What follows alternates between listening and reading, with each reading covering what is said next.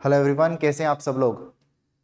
आज के इस सेशन में ट्रांसफर ऑफ प्रॉपर्टी एक्ट का एक बहुत ही महत्वपूर्ण टॉपिक जो है डॉक्ट्रिन ऑफ कंसोलिडेशन हम लोग समझेंगे। कौन से दो सेक्शंस हैं जो इस डॉक्ट्रिन से रिलेट करते हैं वो हम देखेंगे, और ये डॉक्ट्रिन किस सेक्शन में क्यों अबोलिश हुई ये भी हम समझेंगे। ठीक है, तो चलिए स्टार्ट करते हैं आज का सेशन। स्टार्ट करने से पहले अगर आपने चैनल को अभी तक सब्सक्राइब नहीं करा है तो सब्सक्राइब कर लीजिए, ताकि जितनी भी इंपॉर्टेंट अपडेट्स हैं टाइम टू टाइम आप तक पहुंच जाएं। ठीक है, तो स्टार्ट करते हैं। Section number 61।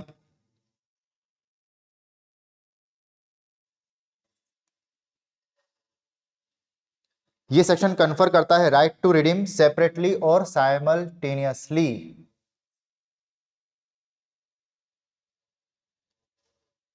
Separately and simultaneously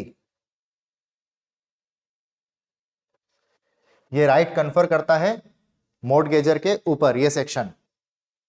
अब इसकी थोड़ी हिस्ट्री समझ लेते हैं, इन डेप्थ इसको समझेंगे इस सेक्शन को, ताकि जो अंडरस्टैंडिंग है आप लोगों की वो बहुत अच्छी हो जाए। देखिए होता क्या था, transfer of property act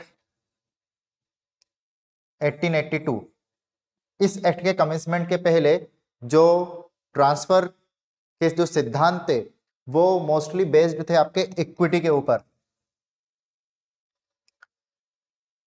equity के ऊपर बेस्ड थे। तो होता यह था कि जब भी मॉर्टगेजर अपनी एक प्रॉपर्टी या एक से ज्यादा प्रॉपर्टी, कह सकते हैं एक प्रॉपर्टी का नाम ए दूसरे का बी, दोनों प्रॉपर्टी सेम मॉर्टगेजी के पास में रखता था, गिरवी रखता था, मॉर्टगेज करता था सेम मॉर्टगेजी को, तब जब उनकी प्रिंसिपल मनी ड्यू हो जाती थी, अगर हम देखें मॉर्टगेज का सिद्धांत, तो प्रिंसिपल मनी ड्यू होने के बाद ही रिडेम्पशन का राइट कन्फर होता है ना। तो जब प्रिंसिपल मनी ड्यू हो जाती थी तो ये ऑब्लिगेटरी रहता था मॉर्टगेजर के ऊपर कि वो दोनों मॉर्टगेजेस जो रखे हुए हैं उनको साथ में रिडीम करे। ठीक है, ये कंपेल कर सकता था, मॉर्टगेजी कंपेल कर सकता था मॉर्टगेजर को कि आप दोनों प्रॉपर्टीज जो आपने गिरवी रखी हुई है ए और बी, उनको साथ में आप रिडीम करें, है ना। अब ये तो था इक्विटी के प्रिंसिपल के साथ में, इसको हम देखते थे पहले। इस एक्ट आने के बाद में ये पाया गया और ऐसा देखा गया, जब ये एक्ट बन रहा था, सेक्शन फॉर्मुलेट हो रहा था, ये देखा गया कि जहां हम इक्विटी की बात करते हैं तो कहीं ना कहीं ये मॉर्टगेजर के फेवर में इक्विटी नहीं हो पा रही है ना। वो फोर्स्ड हो रहा है और प्रिजुडाइज हो रहा है। मान लीजिए उसके पास जिस समय एक प्रॉपर्टी या दोनों प्रॉपर्टी के प्रिंसिपल मनी ड्यू हो गई, अगर उसको ए की ही जरूरत है, उसके पास में इतने पैसे हैं कि वो ए को ही रिडीम कर सकता है, ऐसे में मॉर्टगेजी मना कर दे कि नहीं मैं सिंगल प्रॉपर्टी आपको वापस नहीं दूंगा जब तक कि आप दोनों प्रॉपर्टी नहीं लें, तो कहीं ना कहीं अन्याय मॉर्टगेजर के साथ में हो रहा है। तो सेक्शन नंबर 61 का फॉर्मुलेशन इसके लिए करा गया कि ये जो डॉक्ट्रिन थी कंसोलिडेशन की, डॉक्ट्रिन ऑफ कंसोलिडेशन, जो कि किसको फेवर कर रही थी ज्यादा, मॉर्टगेजी को, वो उसको अबोलिश करा जाए। ठीक है, तो सेक्शन 61 जो है वो इस डॉक्ट्रिन ऑफ कंसोलिडेशन को अबोलिश करता है, और अब क्या राइट देता है मॉर्टगेजर को, राइट टू रिडीम सेपरेटली और साइमल्टेनियसली। इसको रीड करते हैं एक बार। A mortgagor who has executed two और more mortgages in favour of the same mortgagee, है ना, दो प्रॉपर्टी का ए एंड बी का मॉर्टगेज करता है अगर कोई mortgagor in favour of same mortgagee, मान लीजिए उसका नाम है वाई, है ना, सेम मॉर्टगेजी, दोनों प्रॉपर्टी सेम मॉर्टगेजी को मॉर्टगेज करता है। आगे, shall in the absence of a contract to the contrary when the principal money of any two or more of the mortgages has become due, है ना, या तो इसकी ड्यू हो गई या इसकी ड्यू हो गई या इन दोनों की ड्यू हो गई, उसके बाद में क्या होगा, जैसे ही मॉर्टगेज प्रिंसिपल मनी ड्यू होती है, be entitled to redeem any one of such mortgage separately और एनी टू और मोर ऑफ सच मॉर्टगेजेस टुगेदर। तो उसके पास में अभी अधिकार आ गया है कि वो या तो ए को रिडीम कर ले, बी को रिडीम कर ले, या दोनों ही प्रॉपर्टी का साथ में पैसा देके उनको मॉर्टगेजी से वापस ले ले। पहले ये नहीं था, पहले उसके ऊपर ऑब्लिगेटरी था, मॉर्टगेजी उसको बाउंड करता था कि आप दोनों ही प्रॉपर्टी जब मेरे पास रखी हुई है तो आप दोनों को ही साथ में पे करें और लेके जाएं, सिंगल प्रॉपर्टी रिडीम नहीं होगी। ठीक, तो ये डॉक्ट्रिन ऑफ कंसोलिडेशन जो थी वो टीपीए आने के बाद में जैसे ही कमेंसमेंट हुआ इसका, तो ये हटा दी गई फ्रॉम सेक्शन नंबर 61। सेक्शन 61 उसको अबोलिश करता है डॉक्ट्रिन ऑफ कंसोलिडेशन को, ये मान लेते हैं हम, ठीक है ना। अब इसके जो वर्ड है यहां पे हमने देखे हैं, टू और मोर प्रॉपर्टीज, टू और मोर प्रॉपर्टीज, इससे हम क्या समझेंगे, क्या ये सेम प्रॉपर्टी होना चाहिए या डिफरेंट प्रॉपर्टी होना चाहिए। तो जैसे ही इसके केसेस हम देखने लगे, ये पता लगा हमें कि ये इसका इंटरप्रिटेशन जो होता है वो सेम नहीं होगा, ठीक है ना। क्या होगा, सेम और डिफरेंट होगा। मतलब सेम प्रॉपर्टी भी हो सकती है, ठीक है, और डिफरेंट प्रॉपर्टीज भी होती हैं। अब इनको एग्जाम्पल के रूप में मैं आपको समझाता हूं कि सेम प्रॉपर्टी का अगेन एंड अगेन मॉर्गेज कैसे हो सकता है। आप बोलेंगे भैया कि एक बार प्रॉपर्टी ए रख दी है तो सेम वापस से कैसे रखेंगे, जैसे हमने देखा ए बी सी, है ना, तो ये तो डिफरेंट में आ गई। मॉर्गेजर ने A B C property mortgagee के पास में रख दी, तो ये तो क्लियर हो गया कि ठीक है भैया तीनों प्रॉपर्टी हो गई। लेकिन ए ही उसके पास में एक प्रॉपर्टी है, तो क्या वो वापस से मॉर्गेजी के पास में उसको मॉर्गेज कर सकता है? हाँ कर सकता है, कर सकता था भी सही। कैसे? ए प्रॉपर्टी है, पहली बार उसने 50,000 के रूप में अगेंस्ट में उसको मॉर्गेज करी। Second time same a property, second time उसने अगेन सेम अमाउंट के लिए कर दी। थर्ड टाइम भी उसने सेम प्रॉपर्टी को सेम अमाउंट के लिए कर दिया, किसके फेवर में? वाई के, ठीक है। तो सेम मॉर्गेज ही हो गया, सेम प्रॉपर्टी हो गया। इस तरीके से चलता था। अब होता यह था पहले कि ये बोलता था भैया आप तीनों को साथ में क्या कर लो, रिडीम कर लो, ठीक है ना। और दूसरा जो हमने डिफरेंट प्रॉपर्टी का देखा वो था ए और बी वाला सिद्धांत, ठीक है, ए और बी वाला सिद्धांत। तो जैसे ही कमेंसमेंट हुआ आपका, जो दोनों प्रॉपर्टीज वाली बात हमने देखी थी कि साथ में रिडीम करनी है, वो तो अबोलिश हो गया जैसे ये सेक्शन आया, ठीक। और ये जो था ये एक अमेंडमेंट आया 1929 में, है ना, सब्स्टिट्यूट हुआ ये सेक्शन। और फिर ये जो आपका था कि जो सेम प्रॉपर्टी अगर अगेन एंड अगेन रखी गई है, उसके ऊपर जो डॉक्ट्रिन ऑफ कंसोलिडेशन थी वो भी खत्म कर दी गई। और अगेन ये किसी भी अमाउंट के लिए, मान लीजिए यहां पे इसको 1 लाख कर देते हैं, 1 लाख के लिए रखा, उसके पास में 1 लाख की व्यवस्था हो गई, वो पहली बार जो उसने प्रॉपर्टी मॉर्गेज करी थी वो उसको रिडीम कर सकता है। दूसरी बार में उसके पास 50K की हुई, तो इधर ये अगर ये ड्यू हो गई प्रिंसिपल मनी तो इसको ले जा सकता है, ये ड्यू हो गई तो इसको ले जा सकता है। अगर बोथ ड्यू है तो इन दोनों में से किसी को भी रिडीम कर सकता है। कुल मिला के बात यह है कि उसको अब उसके ऊपर पाबंदी नहीं रही कि वो सारी प्रॉपर्टीज का रिडेम्पशन साथ में करे, ठीक। तो कुल मिला के बात क्या हो गई कि डॉक्ट्रिन ऑफ कंसोलिडेशन को दोनों तरीके से, अगर वो सेम प्रॉपर्टी का भी अगेन एंड अगेन मॉर्गेज हो रहा है और डिफरेंट प्रॉपर्टी का भी मॉर्गेज हो रहा है, तो डॉक्ट्रिन ऑफ कंसोलिडेशन को सेक्शन 61 के बाद में सेक्शन 61 से अबोलिश कर दिया गया, ठीक। अब आते हैं सेक्शन 67A पे। 61 में तो अबोलिश कर दिया गया। 67A जो है थोड़ा सा उल्टा सेक्शन 61 के कंपैरिजन में। क्या बोलता है? Mortgagee when bound to bring one suit on several mortgages. अब यहां पे मॉर्गेजी के अधिकार की बात करी गई है, ठीक है ना। इसको समझ लेते हैं, इसको समझ लेते हैं। यह समझने से पहले एक चीज और है 61 में, वो ये है कि हमने तो देख लिया डॉक्ट्रिन ऑफ कंसोलिडेशन को अबोलिश कर दिया गया, है ना। अब मॉर्गेजर के पास में क्या अधिकार है कि वो किसी भी टाइम इधर ए या बी या A and B both properties जो मॉर्गेज करी गई हैं, जो हमने एग्जांपल में देखा था, उसको क्या कर सकता है? रिडीम कर सकता है, जैसे भी प्रिंसिपल मनी ड्यू होती है प्रॉपर्टीज की।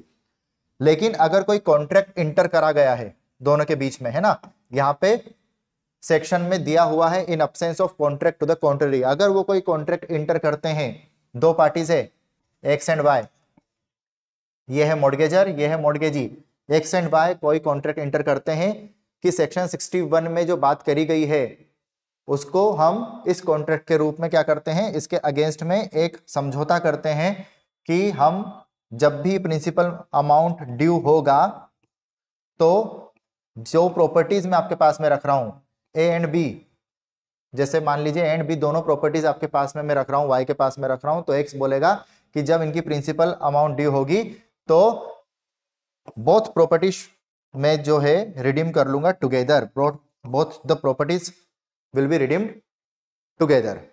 ठीक, समझ आया? अगर कोई कॉन्ट्रैक्ट एंटर कर लेता है तो सेक्शन 61 अप्लीकेबल नहीं होगा, और अगर कोई कॉन्ट्रैक्ट एंटर नहीं करा गया है तो सेक्शन 61 की अप्लीकेबिलिटी वहां पे बनेगी और मॉर्गेजर के पास में अधिकार रहेगा कि वो कोई भी प्रॉपर्टी रिडीम कर सकता है। लेकिन अगर कोई कॉन्ट्रैक्ट एंटर कर लिया है तो उस कॉन्ट्रैक्ट के फलस्वरूप में उनको चलना पड़ेगा। अगर उसमें बात करी गई है कि दोनों प्रॉपर्टी या तीनों प्रॉपर्टी साथ में ही रिडीम होंगी तो फिर साथ में ही रिडीम करना पड़ेगा, सेक्शन 61 अप्लीकेबल नहीं होगा। ठीक, चलिए, ऑडियो क्लियर है? ठीक, अब आते हैं सेक्शन 67A पे। इसको बोलते हैं कन्वर्स ऑफ 61। क्यों? वहां पे अबोलिश कर दिया डॉक्ट्रिन ऑफ कंसोलिडेशन को, और यहां पे डॉक्ट्रिन ऑफ कंसोलिडेशन की अप्लीकेबिलिटी है। कैसे है वो देखते हैं। ये बोलता है अ mortgagee who holds 2 or more mortgages executed by the same mortgagor, है ना, एक्स क्या है? मॉर्गेजी है, वाई मॉर्गेजर है। ठीक है, यहां पे मॉर्गेजी के फेवर में बात करी गई है। मॉर्गेजी मतलब x who holds 2 or more mortgages executed by the same mortgagor in respect of each of which he has a right to obtain the same kind of decree, है ना। इसने मॉर्गेज करी हुई है, वाई ने x को mortgage करी है, दो प्रॉपर्टी ए और बी मान लो, ठीक है ना, जिसमें वो सेम काइंड ऑफ डिक्री लेने के लिए, जैसे ही उनकी प्रिंसिपल अमाउंट ड्यू होती है ए की या बी की या दोनों की, तो सेम काइंड ऑफ डिक्री लेने के लिए वो एलिजिबल हो। सेम काइंड ऑफ डिक्री, ये याद रखना है आपको। सेम काइंड ऑफ डिक्री लेने के लिए एक्स जो है मॉर्गेज जो है वो एलिजिबल हो। तो and who used to obtain such decree on any one of the mortgages, और अगर वो किसी भी एक मॉर्गेज के लिए डिक्री लाता है, shall in the absence of contract or contract be bound to see on all the mortgages in respect of which the principal money has become due। ठीक है, अगर इन दोनों के लिए सेम काइंड ऑफ डिक्री जाएगी, इसके लिए भी डिक्री है, इसके लिए भी डिक्री, और दोनों सेम है, तो सिंगल या फिर सेम सूट फाइल होगा। ठीक, तो यहां पे क्या चीज हो गई, क्या समझे? सिंगल या सेम सूट से डॉक्ट्रिन ऑफ कंसोलिडेशन। इसको अब डेप्थ में समझते हैं डायरेक्ट रीडिंग से हटा के। कुछ इसेंशियल्स हैं यहाँ पे, जो कुछ कंडीशंस हैं वो पहले देख लेते हैं इस सेक्शन की। ठीक है, सबसे पहली बात तो सेम मॉर्गेजर होना चाहिए। एप्लीकेबिलिटी ऑफ सेक्शन 67A के लिए डॉक्ट्रिन ऑफ कंसोलिडेशन जो लगेगी, उसमें सबसे पहली चीज जो है कि सेम मॉर्गेजर होना चाहिए, अलग अलग मॉर्गेजर नहीं होना चाहिए, है ना। जो प्रॉपर्टीज आपके पास में आ रही हो सेम मॉर्गेजर के थ्रू आनी चाहिए। दूसरा होना चाहिए कि कोई प्रिंसिपल अमाउंट जो है वो ड्यू हो गई हो। ठीक है, प्रिंसिपल अमाउंट ड्यू होना जरूरी है, तभी तो आप फोरक्लोजर या सेल के लिए राइट आपका क्रिएट होता है। उसके आगे हम देखें तो कोई भी कॉन्ट्रैक्ट अगेंस्ट में नहीं होना चाहिए। No contract shall be executed against consolidation, जो ये सेक्शन बोलता है उसके अगेंस्ट में कोई कॉन्ट्रैक्ट नहीं होना चाहिए। जैसे हमने लास्ट में देखा था सेक्शन 61 में कि आप कॉन्ट्रैक्ट कर सकते हैं, इसमें भी कर सकते हो, है ना। तो ये भी एसेंशियल है कि कोई कॉन्ट्रैक्ट नहीं हुआ। और चौथा, सेम काइंड ऑफ डिक्री होनी चाहिए, तभी सिंगल सूट या सेम सूट फाइल होगा, सेम टाइम पे फाइल होगा। ठीक है, और तभी डॉक्ट्रिन ऑफ कंसोलिडेशन जाएंगी। अब सेम काइंड ऑफ डिक्री की हम अगर बात करें तो मान लीजिए दो मॉर्गेजेस रखें, इसको बहुत सिंपल तरीके से समझते हैं। एक प्रॉपर्टी है ए, एक है बी, है ना। सिंगल मॉर्गेजर है, ये कंडीशन फुलफिल हो गई। ये किसकी प्रॉपर्टीज थी? एक्स की, एक्स ने रखी थी वाई के पास में। ठीक है, अब दोनों की प्रिंसिपल मनी जो है वो ड्यू हो गई है, ये मान लेते हैं। इसके लिए डिक्री है, डिक्री ऑफ सेल, ठीक है। इसके लिए डिक्री आई है, डिक्री ऑफ फोरक्लोजर। तो क्या ये सेम डिक्री हुई? नहीं, अलग अलग सूट्स हैं, है ना, अलग अलग तरह की डिक्रीज हैं, तो सेम काइंड में नहीं आएगा, तो ये सिंगल सूट नहीं बनेगा और सेक्शन नंबर 67A के तहत नहीं आएगा। लेकिन अगर दोनों ही प्रॉपर्टी की डिक्री सेम हो गई, दोनों ही डिक्री ऑफ सेल हो गई, इन्फोर्समेंट जो है वो डिक्री ऑफ सेल का है, दोनों का, है ना, सेम इन्फोर्समेंट है, तो फिर क्या होगा, सेक्शन 67A के तहत डॉक्ट्रिन ऑफ कंसोलिडेशन लग जाएगी और दोनों ही प्रॉपर्टीज जो हैं वो साथ में सिंगल सूट में लाई जाएंगी और उनका इन्फोर्समेंट होगा।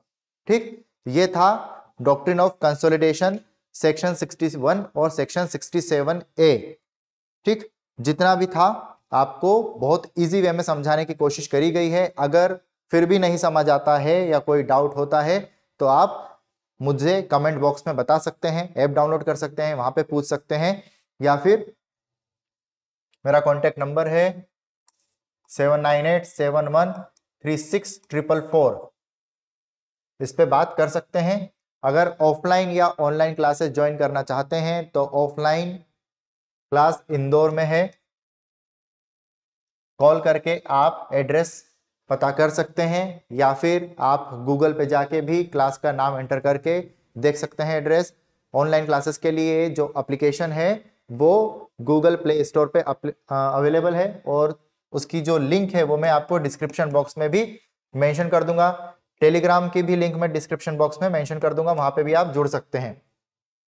ठीक है, ये था हमारा डॉक्ट्रिन ऑफ कंसोलिडेशन। इसमें अगर कुछ रह गया हो तो बताइएगा। एक कॉन्ट्रैक्ट वाली बात थी, कॉन्ट्रैक्ट इंटर कर सकते हैं इसके अगेंस्ट भी, और बोल सकते हैं कि यहाँ पे किसी भी तरह का कोई कंसोलिडेशन हम नहीं चाहते हैं, और फिर आप अलग अलग उसको क्या कर सकते हैं, इन्फोर्स कर सकते हैं, सिंगल सूट फाइल करने की जरूरत नहीं पड़ेगी। ठीक, तो बस आज के लिए इतना ही, मिलते हैं अगले लेक्चर में, तब तक के लिए ध्यान रखिए, पढ़ते रहिए। Thank you so much.